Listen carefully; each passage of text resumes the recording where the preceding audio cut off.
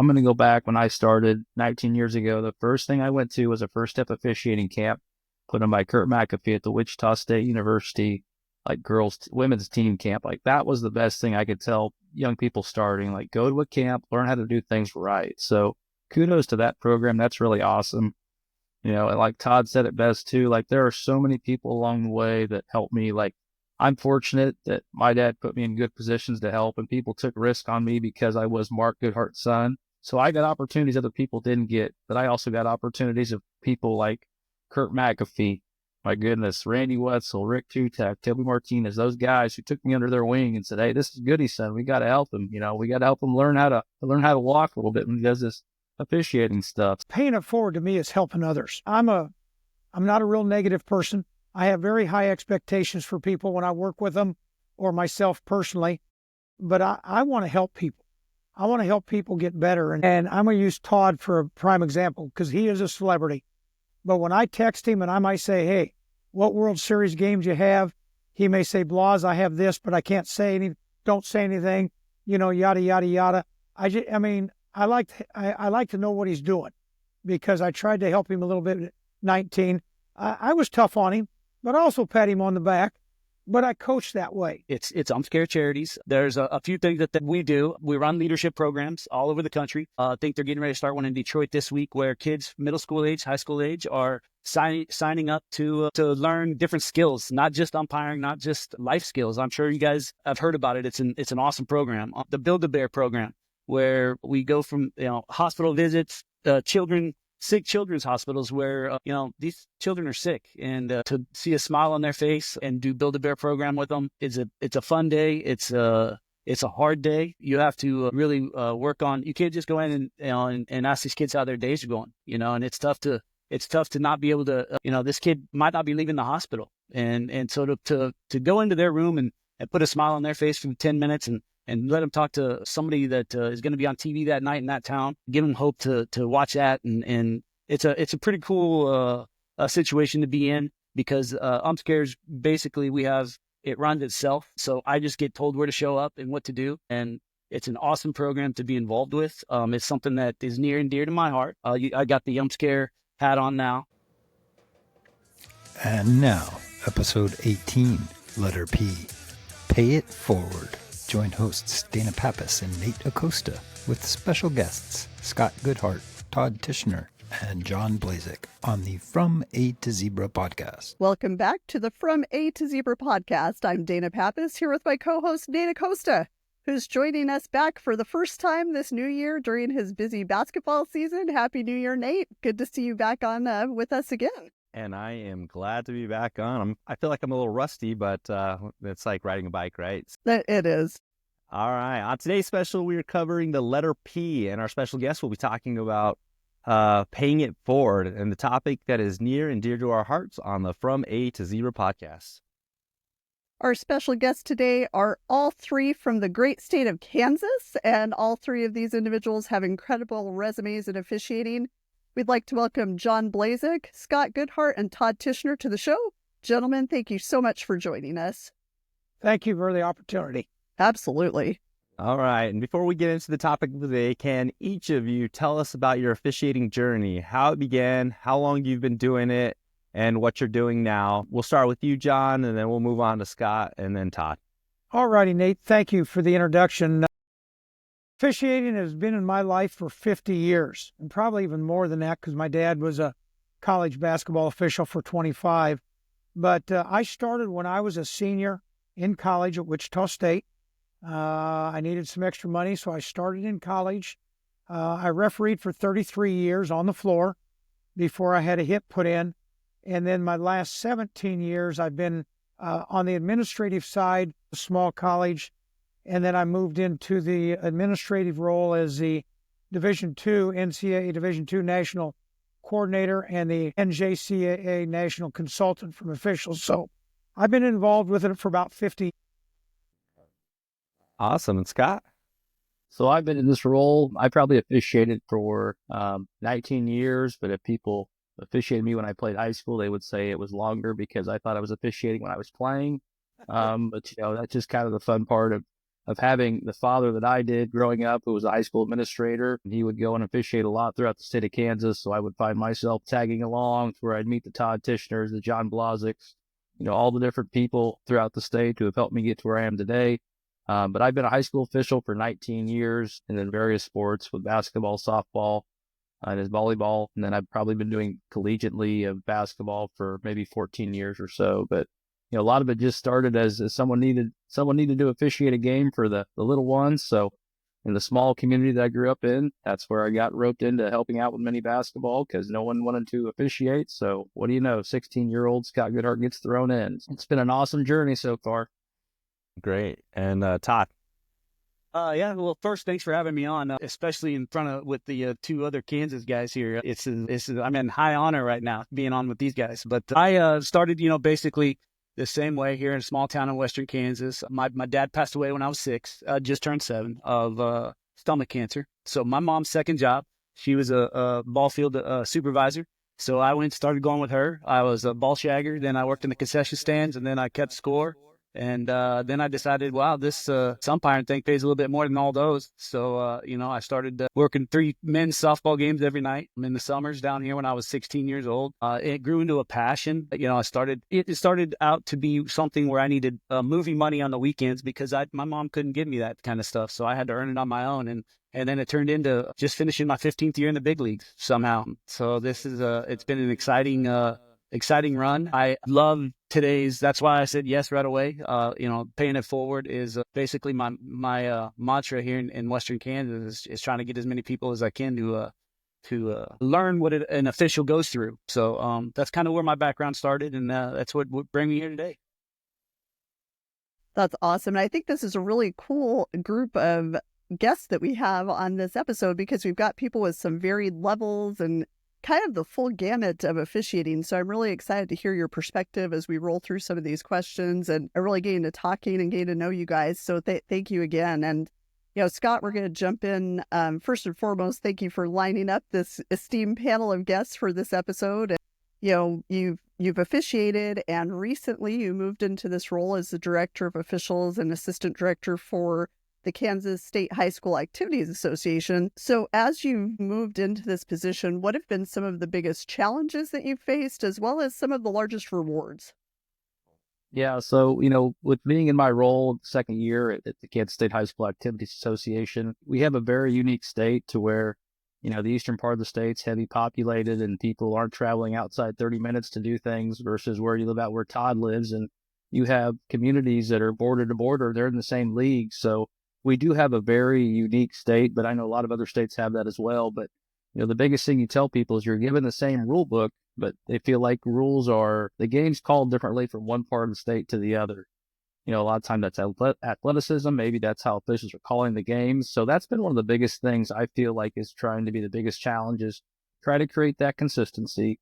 It's going to be one of those things that doesn't matter, when people ask how the officials were, they say, well, how are the officials? Well, you know what? They were pretty consistent. Like that to me, in my role, I feel is one of the best things that you can hear because they were calling it equally both ways at the best they could. The biggest thing now that we're trying to do is just continue educating people, with having ref reps is a big part of that with the high school educational piece with that. And just trying to find different ways to find people involved. One of the biggest things I love to talk about is people who maybe have coached for a while and now they officiate, so they find a kind of a new role to come in. Todd, for example, he's a middle school basketball coach. He's a Major League Baseball umpire. And here he is coaching middle school basketball in Holcomb, Kansas. Like, to me, that is just so awesome because he's helping provide this for his community. Same way with John Blazek. He's been throughout the state in different roles, and he's always been the guy to help officiate. He'll put the whistle on and go work a game because they need somebody. So, again, it's just trying to show that officials are human too. I go to church, I pray with the people, I spend money at your businesses. So it's just trying to find that just because they put a shirt on doesn't make it a target. We're just all people as well. So kind of trying to humanize the officials, if you will. So it's a tall task. There's a lot going on throughout our state, but I'm really excited and I'm really a Kansan through and through. So I try to do what's best for the overall big picture of the state of Kansas. So. You talked about implementing some education and working with reps and working on that consistency. I know that not a lot of states are working on that. I think that we've talked about it on previous podcasts where, it's kind of given to the officials that are working to kind of volunteer their own education. And so to see you working so hard at, working on that education piece from your state office, that's refreshing. I know that when Dana and I were at our office, that was kind of the goal, was to just have something for the entire state that promoted consistency, and it was coming from the same place. I think when we have these large states, land states, the message gets lost a little bit from the four corners here in New Mexico. And so it's really important that I think that state associations really do more of what you're doing and focus on, consistency around. So, hey, I appreciate that. And I just wanted to kind of give that shout out. And I think it's rare nowadays is kind of. Yeah. Well, thank you. I know the biggest thing is working with, like, before John was in his role with his consortium, was getting with community colleges, just finding those different places, whether it's recreation commissions, high schools, junior colleges, private colleges, four-year schools, whatever the case was. It's always finding, because it's a different world when John started officiating with reading the rule book, when Todd started officiating, when I started officiating, now what kids are doing. So again, it's a changing world. We've got to change with it. So go ahead, John. I know you had something you wanted to say. I just want to jump in because you're going to find these two young men are the most humble people that you'll ever be. But I'm going to strike these guys and pat them. Scotty, and I call him Scotty, and I'm sorry, but as a retired high school principal in the state of Kansas for over 33 years, I really watched this state evolve. And Scott's been in his position, I think this is your second year, Scotty, or third? Second. He has done more than I have ever seen in the state of Kansas for officiating across the board. And one reason is because he's involved in all these sports as an official. But I have watched him as a retired high school principal, watched him bring in a program called Ref Reps. And we were just talking the other day, because we stay in touch, and I think he's in 40-some schools. People, that's unheard of across the country. And I talked to the Ref Reps people, and they know who Scotty is. But he is such a proactive person of building officiating, of growing officials. And I was telling my wife the other day, we were talking about this. Kansas is going to be in good shape just with officials coming, because these kids are going to start. I've spoken at quite a few of these classes across the state, and I'm watching these high school kids work middle school games, work freshman games. Some of them will stay and some of them won't. But it all starts with Scott Goodheart and his leadership and direction from the KSHSAA. And, he's not going to say much of that, but I'm going to pat him on the back. He is a major factor in high school athletics in the state of Kansas and future officiating. So don't be so humble, young man. Both John and Todd, both of you, looks like you guys do have some experience in the interscholastic realm. Obviously, they just said that, Todd, when you're not out on the baseball diamond, you're coaching middle school basketball. And John, you've done some high school administrative stuff. How has those experiences complemented your officiating careers? Todd, you want to go first? Well, starting with me, I did my first high school basketball state tournament when I was just turned 19 years old. There was a thrill in its own, officiating high school basketball with basically peers that were just a year younger than me. And so to referee all those years, and really, if baseball wouldn't have worked out, I would have stuck with basketball, and Blas would have got me through, hopefully, and we'd have done the basketball side of it. But it's a need for sure in this area. And for me to grow up with this in Western Kansas, where we didn't have the ability to teach officials at that time. And so to grow up and have these two, have them teach me what I need to be taught and learn those lessons and learn from their ways, to going from that to coaching middle school basketball now. I always told people that you needed to referee. All coaches need to referee. Is what you told. All coaches need to referee for a week. They need to, and all parents, right? Well, now that I've had this experience, I look at it from the other side too, and you know what? All referees might need to coach every now and then, and see it from both sides. It definitely will make you a better referee. That's what, I try to teach the girls this year. It was 7th grade middle school girls basketball. Whoa. Nobody would do it. And I said, hey, let's do it. It's the highest level I've ever coached. It was definitely, I made it intense. It was a great time. It was fun. But you know what? Now maybe refs need to coach every now and then and see what that working on that seventh grade girl to box out, and all of a sudden it works. And then the 2-man umpire refereeing system doesn't see the over the back, and you just watch that girl do exactly what you're supposed to do, and those things. Yeah, it makes you a better referee for sure. And I definitely am blessed to be able to do something like that, especially with my daughter. She's it's good dad moments. I made sure to use those this year. It wasn't going to be a hard coach, hard dad situation. And, I grew from it and I had a blast, and I'm thankful for everybody that has put me in this spot. Do your athletes ever, are you like the celebrity coach? They turn on the TV and they're like, oh, hey, there's coach. Is that something that happens, or they actually don't realize kind of what? First game of the year. So quick story. First game of the year, we're in Colby, Kansas. So my son, who's also he went to umpire school last year. He's going through the minor leagues this year. He's our assistant coach, right? I go through the whole game. I do not say a word. I admit to the referee, we're moving forward with whatever call it is. We're going to learn from it. And we're going to move forward. And so they must have saw the names somewhere, and they saw Tichenor on the little flyers where who the coaches were. And so we had to take pictures afterwards. They had me sign the flyers. So Caden's kind of giggling and laughing about it. The whole team never let it up. From that day forward, they realized I was the celebrity. It was hilarious. So only the referees though. So yeah. Yeah. John, how's your administrative, Well, I'm going to fill you in on these two first, because they did the same thing to me. I mean, they're celebrities. But I hired Todd Tichenor to work college basketball at about 19. Yeah. He came to a camp in Garden City.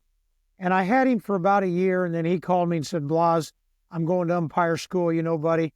And you could just see he has the it factor with people. And so I lost him. Well, I hired Scotty when he was about 20. He was a sophomore in college at K-State. And I hired him, and he worked a year. And he called me and said, Blas, I'm going to go back to high school. I said, Scotty, I'll take any time. So I tried to get him coming back, and I think I got him back a year later. So they must not like me, because they stayed with me a year and then left and came back. But going back to your question, it's interesting because officiating is all about dealing with people. I'm the first to tell you, I might have made a rule up if I didn't know it, but I know I could get out of it. But these two young men have such incredible people skills. And as a school administrator, I'm dealing with parents that like me one minute and don't the next minute. I've got to stand up for a math teacher. I maybe have to stand up for a coach. But it always comes back to me, or how are you dealing with your students and your student athletes? No different than what these two guys have is how they deal with people on the court. So my administrative experiences as an AD, a principal, a coach, even in the assigning, and even at my national level, and I'm nothing special by any means. Please know that. I just deal with people now across the country in refereeing, and whatever I learned in my administration was, A, listen more than talk, big ears, small mouth, stay humble, and just help everybody you can. And that comes back as being a high school principal more than anything, and what I deal with now from coast to coast. But these two young knuckleheads, they're pretty good kids, I'm telling you. That's why they're so successful. It's something I didn't learn till, you learn it. I think all of us probably have this process, but John makes you go through this process of being hard on you, and not praising you very much early. And it's something that you don't realize you need. And John puts you into certain situations, and you did that for me, 25 years ago. And it's helped me get through to where I am today. So I appreciate that, John. These are such great perspectives. I loved what you said about coaches should referee and officials should probably coach, because I think in a previous episode, we had talked a little bit about sometimes officials forget all of the other demands that coaches have. When the game's over for a coach, the game is not over for that coach. The phone's going to ring, and they have responsibility of making sure that kids are not stuck at the gym and all of that stuff, and a upset parent that's going to call. There's just different responsibilities. I think sometimes we lose sight of what the other people are doing after the game is over. So great perspectives. Really, really enjoyed that. So as we were setting this podcast up, one of the things, as Scott was recommending John and Todd to me, the number one thing that came up as far as a potential topic was paying it forward. And Nate and I definitely, that's something we talk a lot about, is giving back to this avocation or profession that's given so much to us, and really continuing to grow officiating through that paying it forward or giving back. So we're gonna jump right into that topic of the day or of the episode, which is paying it forward. And this is for all three of you. What is your definition of paying it forward? And why is that concept so important to officiating?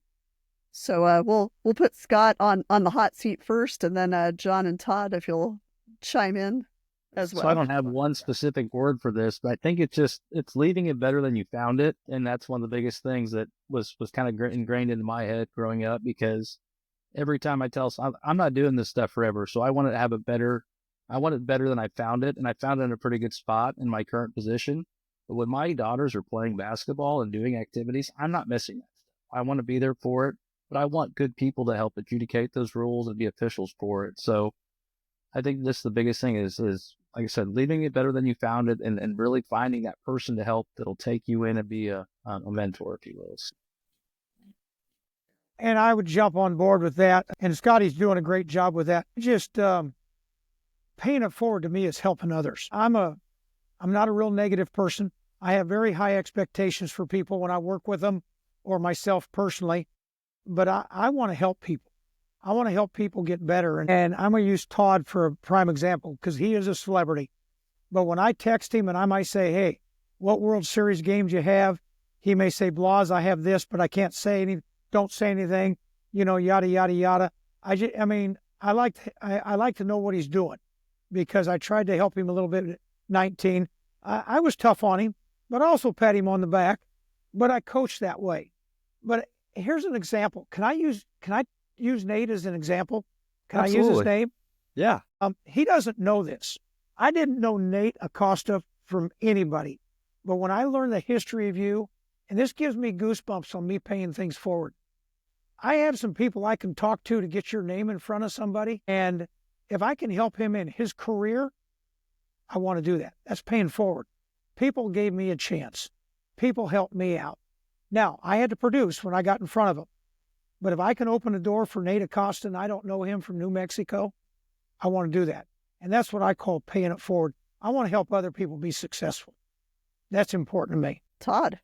So it's kind of funny because you gave us a few of the questions. And so I wanted to put some of my words down in writing, and what I thought and what I thought about paying it forward. And the time always came up, that it's invaluable. It's giving your time. It's giving your time.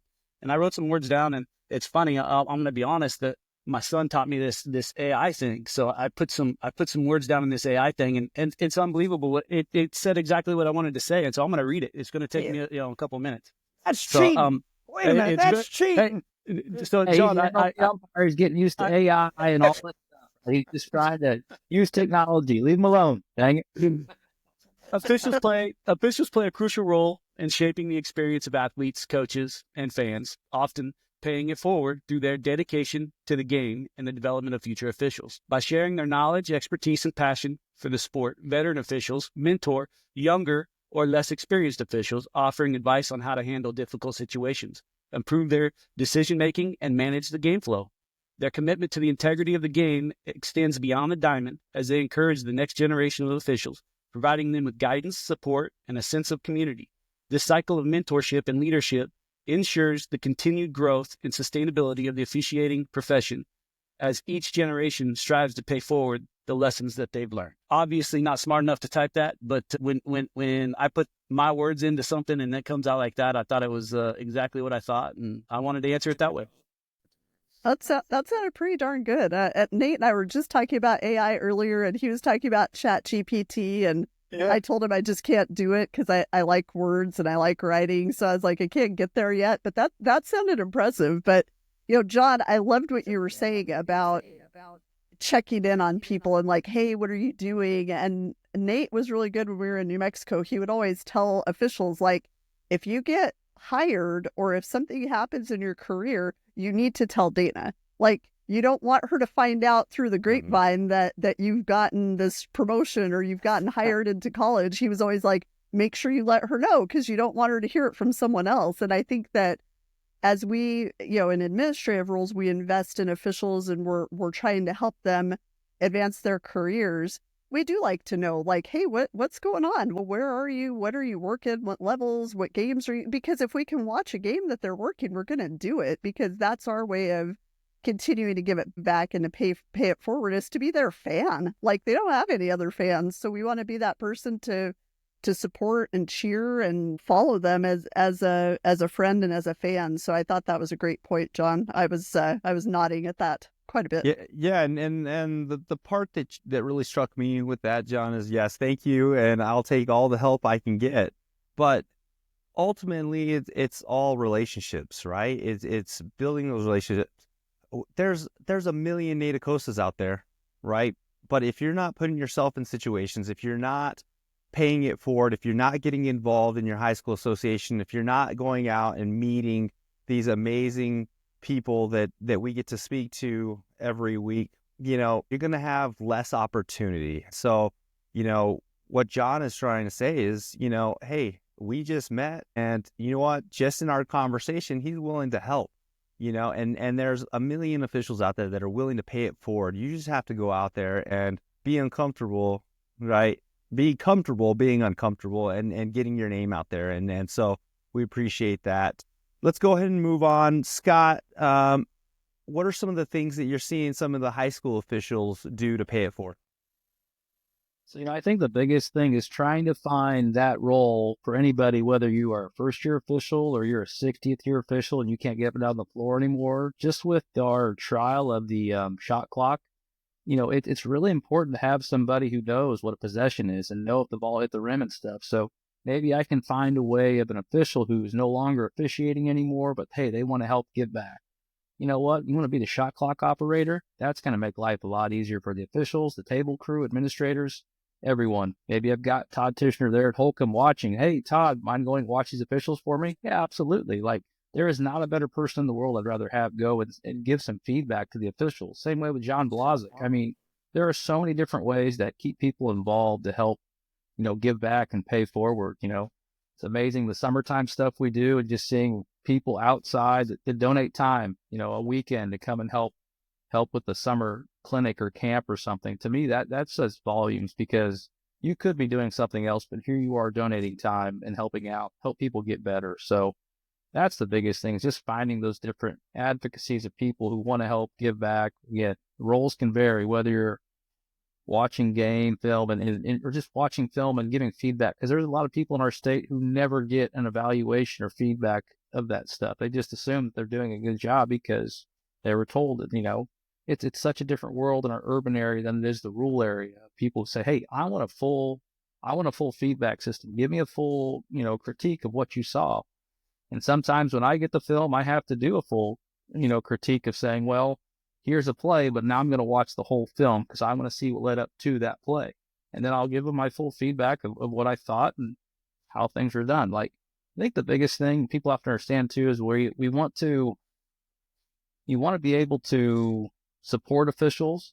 We want to make them get better too. You can't kick a rule, you can't do stuff, but if you're in a position to make the right call, great judgment, little things like that, sometimes that pays dividend. And sometimes we just have to teach the officials on how to watch the film, because we have a lot of guys who don't know how to watch film. So, I mean, the more times we are watching ourselves and, looking to improve and get better, we're going to get a lot better in the future, I feel like. So. Absolutely. And I think those are great ways. And it's always good. And Scott, I know in your position, you see it a lot where you have the officials, the Johns and the Todds, who come back and speak at a camp and do those things where they're continually giving back kind of to their roots. And I always appreciated that from my desk back home, of the officials who had gone to that next level, but still took the time to go, these are my people. This is where I came from, and really still wanted to be a part. And it's so aspirational for those officials, especially in some of the states where maybe you're a little low on population, where it's like, wait a minute, this person came from where I came from and they did it. So it gives them that, they get inspired to be able to do the same thing. So I think that's always a lot of fun. And I'm John, we're obviously good. pretty biased too. Sorry, I didn't mean What's to that? interrupt, but I'm pretty No, you're biased good. too. There is nothing better than a Friday night basketball game. You've got that, the gym is filled, the band's playing, you got popcorn popping, like it's a rivalry game. Like I'm getting goosebumps just talking about it. There is nothing better than that small town, small school basketball, just rivalry game. Absolutely. So it's the only show in town and it's the best show in town. So it's that makes it pretty cool. John, so you've got your role as the NJCAA coordinator of officials. So at that level, how do you as coordinator really encourage the officials that are kind of in your charge to give back to the profession? Well, you'll find out the more time you're around me, I don't change a whole lot because I'm not smart enough to grow much, to be honest with you. It was interesting when I was refereeing and assigning, when I was in Kansas working in the 2 leagues, no different what I do now. I think I was the only person that maybe applied for the job, but I take it what I did in Kansas to the national level. The number one thing before I ever look to hire an official for a national tournament, I want to find out what kind of person they are. And I think you talk about Scott and Todd, premier people, there's a reason they're successful. They're a good person at heart more than anything. And when I get my recommendations for the NCAA Division II or the National JUCO, I call a lot of people I know, and I may say, hey, tell me about Nate Acosta. What kind of guy is he? I don't care how well he can call a block charge, travel, or what have you. What kind of person is he off the floor? And here's why. If you're not a good person, people don't want to work with you. And when you have a problem within a crew and somebody's ego is bigger than their ability, that bothers me. So the first thing I ask is about what kind of person they are, because then my next question I'll ask somebody before I use them, what are you going to do when the lights aren't on you like Scott talked about, the game's not getting ready to go? What are you going to do when there's no limelight around? How do you help others? And that's really big to me. I like to help people. I want people to be successful. But when I go back from the national level, and it's no different what I did in the state, I just now go coast to coast. I have learned so many things about great people across the country, and good referees are good people that want to help others. It was kind of interesting. I'm not going to tell you where I'm at. I'm on a college campus now, and I'm going to evaluate a referee tonight that I had 6 years ago at the National Junior College Tournament that's now advanced up into Division I. And he said, Blas, what are you doing? Yada, yada. He doesn't know I'm coming, but that's what I like to do is I like to go help people move up the ladder. And here's a story that you guys may know. A very good friend of mine is John Higgins. And John's a pretty well nationally known official that's now the Big 12 assigner. And you want to talk about giving back after 7 or 8 Final Fours, national tournaments. John Higgins will still work with his son in summertime basketball camps at the middle school level to work with his son and work with others. People, that's giving back. And it doesn't matter if you're Nate Acosta climbing the ladder in Division I, Todd Tichenor that's working the World Series year in and year out. I know if I need something from Todd, he would help. 7th grade coach. So that's where I go back to. I start with what kind of person are you? Because if you're selfish and an individual, we're not going to get along, nor will your partners. So that's given back to me, what I look for. Absolutely. Now, Todd, different. We've seen, high school, pay it forward, small college, pay it forward. What are some of the things that you're seeing at the major league level that some of your peers and yourself, are kind of doing to pay it forward? Well, the biggest thing I would say is that our charity, UmpScare Charities, UmpScare.com. Yeah, I know you've heard about it. I know you're a big shooter fan. Mike Everett and I are good, big friends, and he was one of the ones that started this way back in the day when it was just called Blue for Kids, and we were just giving tickets to underprivileged kids, and organizations that has turned into something that just is mind-boggling, that I put a lot of effort in. It's UmpScare Charities. There's a few things that we do. We run leadership programs all over the country. I think they're getting ready to start one in Detroit this week where kids middle school age, high school age are signing up to learn different skills, not just umpiring, not just life skills. I'm sure you guys have heard about it. It's an awesome program. The Build-A-Bear program, where we go from hospital visits, sick children's hospitals where, these children are sick, and to see a smile on their face and do Build-A-Bear program with them, it's a fun day. It's a hard day. You have to really work on, you can't just go in and ask these kids how their days are going, and it's tough to not be able to, this kid might not be leaving the hospital. And so to go into their room and put a smile on their face for 10 minutes and let them talk to somebody that is going to be on TV that night in that town, give them hope to watch that. And it's a pretty cool situation to be in, because UmpScares, basically it runs itself. So I just get told where to show up and what to do. And it's an awesome program to be involved with. It's something that is near and dear to my heart. I got the UmpScare hat on now. And so that's what we do. They give away, my wife's actually on the college scholarship program, 13-year-old and above. If you've been adopted later in life, if you think about it, the parents that adopted those kids haven't had time to save for college money. So we picked this program. And so if you are adopted 13 and above, you can apply for this UmpScare college scholarship. I think it's $10,000 a year. It's an unbelievable mentor program. They hook these people up to get these scholarships with an umpire. My guy that I was with, Vitalik, out of Colorado Springs for 4 years, got to see him graduate. We send him cards from the crew, throw some gift cards in, some Chick-fil-A cards for him. And it's just something that UmpScare has built and jumped into. And so that's basically what is our number one charity. When I think about the paying it forward and the charity part of it, is not money. It's time, and the time that we've given to this it's invaluable. And just like all of us on this, we've all given our time to pay it forward and to give back. Such a fan of Umps Care and Sports Officials Care. What they're doing is absolutely unbelievable, and I'm so glad to see that they've expanded now into other sports. And Umps Care was just a brilliant idea, I think, kind of before its time. And I'm so glad to see that it's thriving. And I know what contribution. I noticed your hat right away. I was like, oh, Umps Care, I love it. So great shout out for them, because they absolutely deserve it. They're all about paying it forward and making officiating better, but also making the community better. And it's just outstanding work by the individuals at Umps Care. So as we continue on this topic of paying it forward, a question for all three of you. What is the best example of paying it forward that you've seen in your officiating career? So we know in officiating, we love to hear stories and we love to tell stories. So this is kind of a storytelling opportunity. Question for all three of you. We'll start with Todd this time.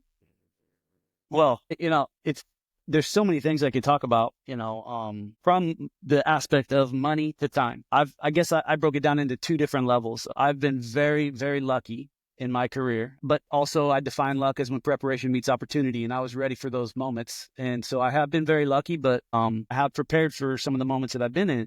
And there are some people that have prepared me to be in those moments. And it's basically at two different levels, at the big league level and then here in Kansas. It took me probably 5 minutes to write some names down at both different levels that I've been involved with that have something to do in my life. Richie Garcia, Frank Pulley, Steve Palermo.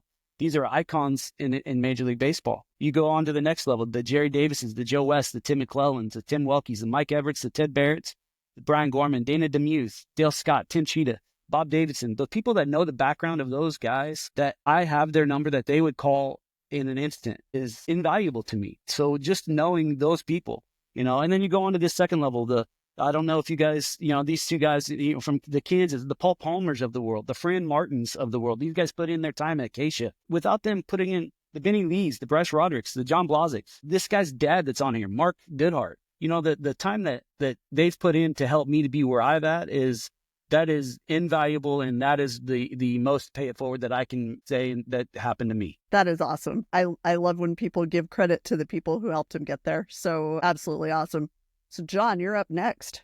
Well, I think you come back and listen to Todd. First of all, Tish, what you guys do as umpires, man, I didn't know that. Didn't know any of it. That is cool stuff. But doesn't surprise me you're in the middle of it, because that's the kind of guy you are. But that is cool stuff. And I just go back to listen to what Todd just said. Officiating is a fraternity. Now, we're all, he's baseball, basketball, Scotty's everything, Nate's basketball. Dana, I'm sure you're basketball, football, volleyball, but officiating is a fraternity. And, when we have things in common, you want to help everybody out. And, Todd just listed names, icons in Kansas. The number of people that helped me, I don't even want to try because I was not very good. A lot of people got hired ahead of me. I think the other people felt sorry, so we better hire Blas because he's been going at it for 20 years. He's not very good. But this is a fraternity. Some of my closest friends still to this day are referees that I refereed with, referees that I assigned. I love watching Scott, call Scott. I call guys now with my position around the country. So I think the big thing I go back to giving back and is the fraternity you build without realizing it. The friendships you build without realizing it. I see some camps starting to pop up nowadays that I really like it, and it's called Camping a Kid. You come, bring a young referee with you, they get to come for free. They get to do everything, to learn, to listen to speakers, to get on the court, yada, yada, yada. And that's something I think is going to be really good coming down the pike because you're seeing, and I go to lots of camps. I got called today, made my flight arrangements, go to a camp in Seattle. And in my summertime, I go to lots of camps. And when people call me, I'm going to ask them about, hey, bring a kid. Let a kid come. The thing I'm watching with Scotty Goodheart and this ref reps, these kids are young. And I talked to a class, you don't know this, Scott, New Hampshire last week. Referee I used in a D2 national tournament is a teacher. Spoke to a class in Larner, spoke to a class in Kansas City, spoke to a class in Gardner. So I'm going to try to push forward, bring a kid to camp. You come, you're working, you're wanting to get better, but let's start these kids young. So I don't know if that really answers your question, but the fraternity you get involved with and you don't realize it until you start looking who helps you out. So that's something pretty valuable on giving back the help. Scott. How am I Same supposed question. to follow up that? How am I supposed to follow up either You one can of those? do it, I know. I'm gonna do my best, but first and foremost, like John mentioned about, I'm gonna go back when I started 19 years ago. The first thing I went to was a first step officiating camp put on by Kurt McAfee at the Wichita State University, women's team camp. That was the best thing I could tell young people starting. Go to a camp, learn how to do things right. So kudos to that program. That's really awesome. And like Todd said it best too, there are so many people along the way that helped me. I'm fortunate that my dad put me in good positions to help, and people took risk on me because I was Mark Goodhart's son. So I got opportunities other people didn't get, but I also got opportunities of people like Kurt McAfee, my goodness, Randy Wetzel, Rick Tutak, Toby Martinez, those guys who took me under their wing and said, hey, this is Goody's son. We got to help him. We got to help him learn how to walk a little bit when he does this officiating stuff. So, but they're both so spot on about just the fraternity and the way of giving back. And I would be really wrong if I didn't give a shout out to our support staff, because the home life we have of the people who get the brunt of it. My wife is dealing with 2 kids all the time, and I'm out on the road. I know his schedule's much more magnified than mine is, and John's done his time of putting it forward. So just giving that kudos at home, where a lot of times is they're going through stuff too. So I would encourage you to find a support staff that allows you to do this stuff before you get married and before you do that, because I know that it's a long road ahead, but hopefully they can see it as rewarding and deserving. But the biggest thing I would say, sorry to get on my tangent, but the biggest thing I would say is just to go work those games.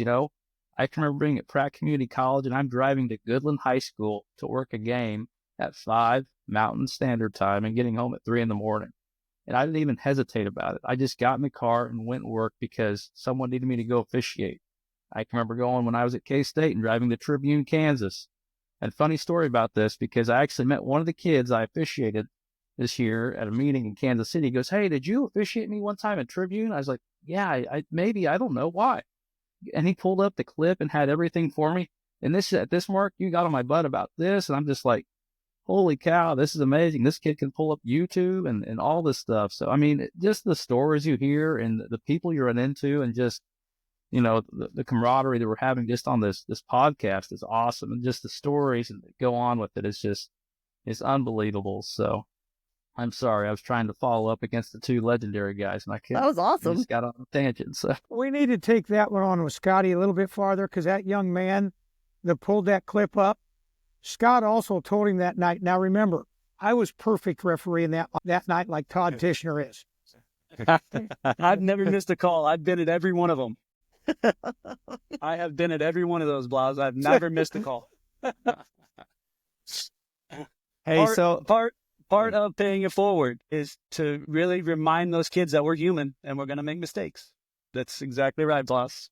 absolutely. So we always close, every week we close out our podcast. We talk about the three things that really are our mission from A to Zebra, and that is educate, elevate, and excite our listeners. So Scott, what can you tell our audience that would educate non-officials about what we do?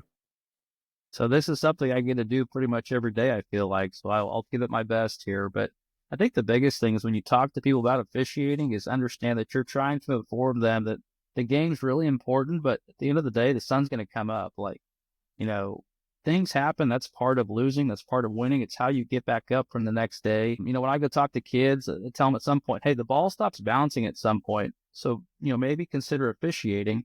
And the reasons I give them for about officiating is like you learn so much about it. There's life skills involved when you talk about, time management, conflict resolution, rules and regulations, and conflict resolution. So there's so many things you can learn from being an official that's going to apply you and make you a good employee, a good parent, a good coach, whatever those things are. So again, I tell people a lot because, again, in my role, I'm always trying to hire officials, but I said there's not a better way for you to give back to the game and find a way to stay involved than officiating. So again, sometimes it's amazing what thanking an official does instead of going out there and chewing on the official. You never know, you might see them at church. They might be in your business spending money, just different things like that. Because like Todd mentioned it, John mentioned it, we all know we're human, right? We're going to make mistakes. But like I tell them in my pregame, when you guys make baskets, we're a lot better officials. So put the ball in the hole. And how, that's such an easy concept. And not only in officiating, in life, like say thank you, say thank you for any service. And I think it's a lost art, and it's two simple words, thank you. And I think we've forgotten that. And I'm glad you said that. John, what is something that you can say that elevates the avocation or profession of officiating? Well, I'm gonna pigtail off what you just said about the word of thank you. Nate, that's just not in the officiating world. That's in society right now. And too many people are very selfish. What can I have for me? But if we can get thank you back in our society, we're going to have a better place. And that's for all of us. And that's not just with officials. That's with kids. And I go back with my principal hat on. You were going to have manners if you were going to last in my building. And that's respect toward each other, toward others. The biggest thing I'm going to tell you, I got 4 little quick notes. 1, understand the importance of professionalism if you're going to be an official. And what professionalism is, a list of things. Be on time, be respectful of others, be a good teammate, be considerate, and you're not perfect. But you've got to understand that how valuable professionalism is when you show up to a game. Nate, when you go into an arena and you have your bag, they know you're a referee because there's not a slumber party there that night. And everybody watches from the time we get out of our car to the time we get in our car. It's called professionalism. It's just how you handle, how you dress, how you talk. The other thing I do is I try to teach young kids, don't be a yeah but person. I'm trying to give you some constructive criticism, and you've always got a yeah but. That tends to turn people off that want to help you because yeah buts aren't really well accepted. The other one is have big ears, small mouth. I said that earlier. A lot of people want to have all the answers. And the last thing I would give you with is a quote that I've always said, silence can't be quoted. Listen more than talk. And that's in the world of a professionalism. If you're working the Final Four, the big dance, if you're working the Elite Eight, if you're working the National Junior College Tournament, before I ever advance somebody, they're going to have those kind of skills. I don't care how good they are on the floor. If they have those skills, they're going to be a good referee. So those are the things that I look at on the national level on what kind of people I want to work with, if that helps you. I feel like John just gave all the stuff that I learned in like 28 years in like 2 minutes. That was like all of the clinics I've ever been to in one. That was awesome. Great summary. I enjoyed that. And that was even Chat GPT. That was you. That was awesome. I loved it. John's a part-time preacher on Sundays too. Be careful, Scotty. I've been kind tonight. I've been kind, guys. Uh-oh. The gloves are off. Those are That's how those young pups treat me. I see this. That they're paying it forward. Can't be quoted. Probably it's gonna bite me in the butt. I bet. What do you want to bet? No, you know better than that, buddy. And we saved the best for last for Big Dog Todd. You had to get that in there. I did. What can you say about what's something that would excite potential officials about our craft? So, I don't know if it's exciting, but teaching, I've talked to Scotty about this through that adding it to the ref reps, but is teaching conflict resolution. We can get excited about this. So, at this day and age, we are losing referees, and we're telling coaches and parents this, that we're losing referees because they're yelling. They're yelling at these young referees, and they're having bad sportsmanships, and we're seeing people get kicked out of gyms. So we're trying to educate that side of it, but maybe we need to look within, and maybe we need to teach our own how to handle that conflict resolution and let them know we are going to get yelled at, and this is how we handle it better. That excites me, because I've had 4 ejections in one Major League Baseball game before. That excitement that happens, to know that I was ready for that. I went through the rule book on every ejection. I gave a warning. I was able to articulate what ejection was which and why and what happened. And somebody had taught me that. And so we're teaching them where to be. We're teaching them good judgment. I want to start teaching in detail conflict resolution, how to handle things, starting with just a simple stop sign, right? And that is that goes far in my world, and that excites me to be able to do that. And I find that exciting too. I think that those life skills that are they're so useful in everything outside of officiating. I think that the prospect of, especially as we look at this new crop of officials that are coming in because of ref reps and because of what state high school associations are doing, the more we can teach them those transferable life skills, then things like thank you become easier. All that common courtesy that we were talking about, that becomes just a part of how we act and how we respect one another. So I think that, I know you started that whole thing with, it's not exciting, but it is. I think it is for sure. You get it. Yeah. And it's exciting to teach them that the coaches, and definitely the parents, that they're yelling at the uniform that you're wearing. They're not yelling at you. And be able to separate yourself and be able to resolve that conflict in a manner that you don't add gas to the fire. And it's something you have to go through, because I've been there where you add gas to the fire. And sometimes you just still choose to add gas to the fire and go with it. But when you choose that, that makes you a better person to be able to choose that route.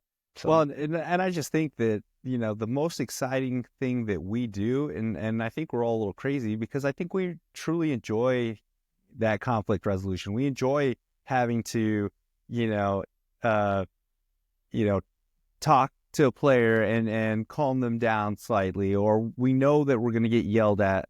And so, for up and coming officials, stick it out, because once you learn the tools and you have those tools on how to de-escalate situations, this avocation, this profession is fun and addicting. It's addicting. And when you're not getting yelled at, then you're like, this game wasn't very exciting. And so, and so it's one of those things. So I'm glad you said that.